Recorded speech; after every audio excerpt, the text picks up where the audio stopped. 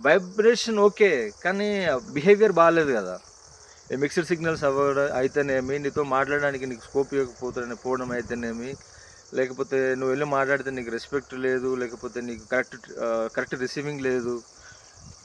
ఇక్కడ మనం చూసిన వెంటనే ఎళ్లి మాట్లాడతలేం గదా! ఫస్ట్ చూస్తున్నాం. కన్సిస్టెంట్‌గా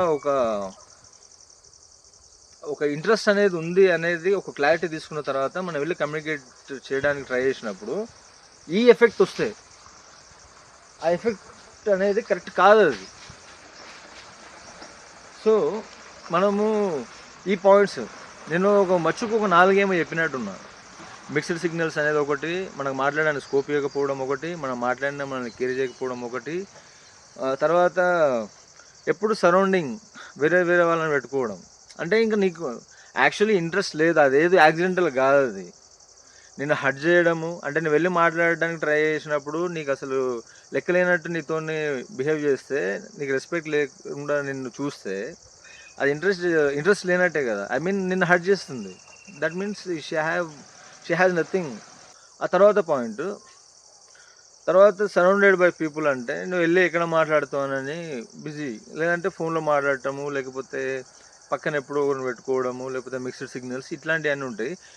ఇవన్నీ ఉంటాయి కాబట్టి ముందుగానే మనము ఎమోషనల్గా ఇన్వెస్ట్ చేస్తే చాలా నరకం చూస్తాం. కాబట్టి అట్లాంటివి చేయొద్దు.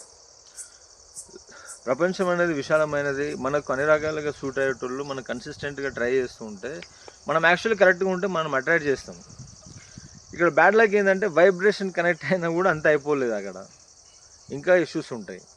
కానీ ఇష్యూస్ అనేది అమ్మాయి వాళ్ళ ఫ్యామిలీ నుంచి రావచ్చు, కానీ అమ్మాయి ఇష్యూ అయితే మాత్రం 100% వదిలేసేయాలి. అది అన్నిట్లో కాంప్రమైజ్ అయ్యి చేసుకుంటూ వెళ్తే లాస్ట్కి వెళ్ళిన తర్వాత మ్యాటర్ చెడిపోతుంది. దానికంటే అంత్యనిష్ఠురం కంటే ఆదినిష్ఠురం బెయిన్ అంటారు కదా. అందుకని ఫస్ట్లోనే కట్ చేసుకుంటే బెస్ట్. ఇది నా ఎక్స్పీరియన్స్.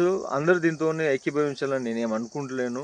దీంట్లో ఏమైనా పాయింట్స్ ఎవరికైనా యూజ్ అయితే అది వాళ్ళకి నాలెడ్జ్కి ఉపయోగపడుతుంది.